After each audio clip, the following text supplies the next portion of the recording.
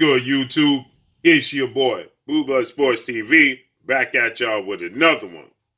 So, after the spectacular, dazzling performance, that undefeated two-division world champion, who is currently the junior lightweight WBO world champion superstar boxer, Shakur Stevenson, who is now 17-0, no losses, no draws, 9 wins by way of knockout. He is 24 years of age, stands at 5'8" with a 68-inch arm reach. He put on a dazzling performance against the longest reigning junior middleweight world champ, junior lightweight world champion, and that being superstar boxer JEMEL Herring, in which he got a 10th round stoppage victory over JEMEL Herring, and he got the boxing world buzzing. With that said, there's a lot of people that are coming out, and they have a lot of things. Obviously, they have their opinions and their reactions to what took place and what's next for Shakur Stevenson. And Shakur Stevenson, he's calling out undefeated fellow junior lightweight world champion, two-division world champion, who is the WBC, World Boxing Council's world champion, that being Mexican superstar boxer Oscar Valdez, who's 30 wins, no losses, no draws. Oscar Valdez is a big knockout artist, 23 wins by way of knockout. Oscar Valdez is 30 years of age, stands at 5'6", 5'5", with a 64-inch arm reach, okay? So with that said, Shakur Stevenson has been trying to get a fight with Oscar Valdez since he was his WBO super featherweight mandatory challenger and hasn't gotten it.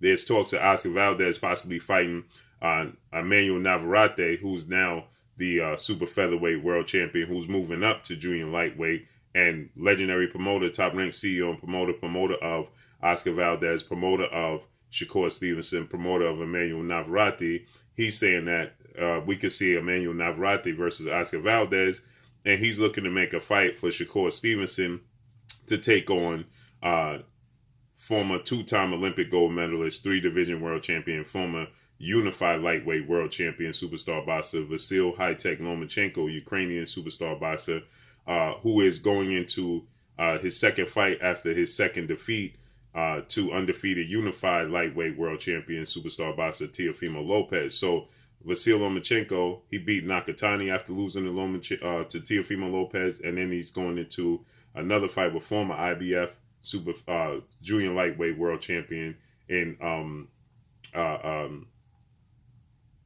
he's going into his IBF. This is scheduled to take place December 11th against Richard Coleman, December 11th, right?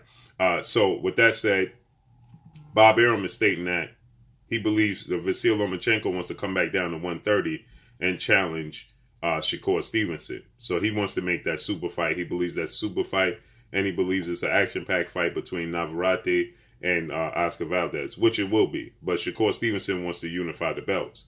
Well, then another challenger has just came out, a guy from the same region as Shakur Stevenson, that being Brooklyn's own undefeated junior lightweight, on the verge of being a superstar, that being none other than Christopher Primetime Colbert, okay? He was Little B-Hop, now he's Primetime. 16 wins, no losses, no draws, 6 wins by way of knockout, 25 years of age, stands at 5'8" with a 71-inch arm reach.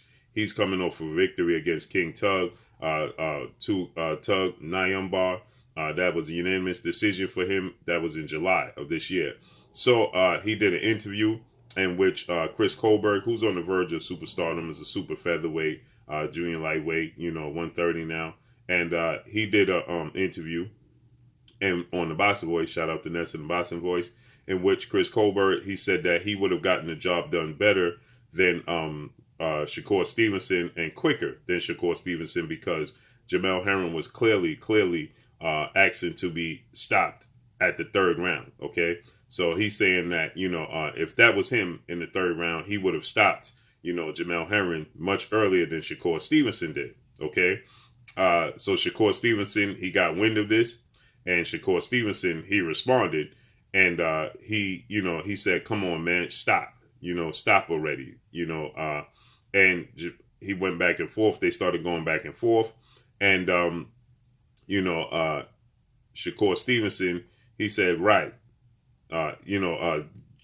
Chris Colbert, he said that, it was a great win, and he's not taking anything from Shakur Stevenson, but he said that, you did your job so on and so forth. But you could have got the stoppage earlier. He was ready to go. Okay. And Shakur Stevenson, he responds and he tells him, stop, man, knock it off, so on and so forth. Let's just read verbatim what they said. So Shakur Stevenson, he responds. Let's just go verbatim what they said. Shakur Stevenson, he responds to B-Hop saying, this is what B-Hop said, Christopher Colbert. I think Shakur could have got him out there earlier because I definitely would have gotten him out of there earlier, okay? He was ready to go, meaning JEMEL Herring. Shakur Stevenson responds, he said, bro, stop. At official primetime, that's B-Hop, at Christopher Colbert. And he put the laughing emojis, okay? So Christopher Colbert, he responds to, Shakur Stevenson. And this is what Christopher Colbert, he had to say to Shakur Stevenson, right? He goes, it's the truth, right? So he's responding, he's saying, it's the truth. I would have got him out of there earlier, okay? Shakur Stevenson responds, he says, LOL, my fault, I forgot. You was a bigger puncher than me, right, Brody? And then he puts the laughing emojis again, saying that, you're not a bigger puncher than me, right? So Christopher Colbert, he responds, he said, good one, champ, not trying to discredit you. You did your thing like always, okay? And Chris Colbert, he had this to say, he says, you dominated him bad. Yes, but I think you could have ended it round 4. He was ready to go, okay? He was just a walking body at that point in time. And Shakur Stevenson once again says, yeah, my fault. I forgot. You was a bigger puncher, right? Yeah, okay, Brody, right? So JEMEL Herring, was the longest reigning champion. He's very big, Christopher Colbert just says, you got it, you right, But Chris Colbert says that, he also says that he'll be the toughest challenge for Shakur Stevenson. And Christopher Colbert lets Shakur Stevenson know, I'm no JEMEL Herring. You and your team knows this, okay? So this is what Christopher Colbert had to say. He said, I'm no JEMEL Herring. You and your team know this. I'm going to be the toughest fight in your career. But he also gives Shakur Stevenson credit. He says, you'll be the toughest fighter of my career. But then he gives him a backhand compliment. He says, because you're going to do a lot of running and moving. So I know I'm going to have to look for you, right? This would be a huge fight. Shakur Stevenson obviously is from Newark, New Jersey. That's, 20, 30 minutes from Brooklyn, depending upon what route you take. Is right here in the same area. You're in the same circle. So they have a history, they have a relationship.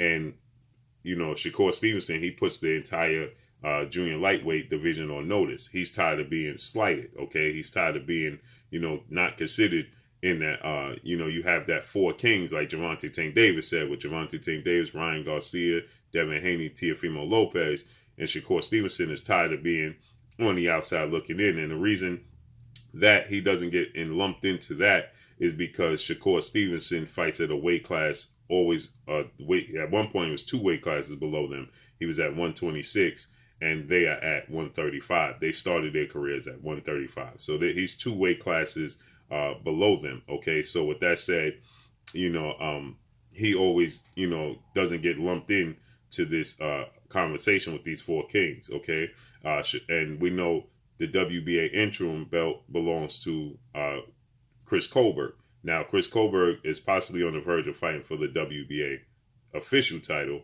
Now we know Oscar Valdez has the WBC.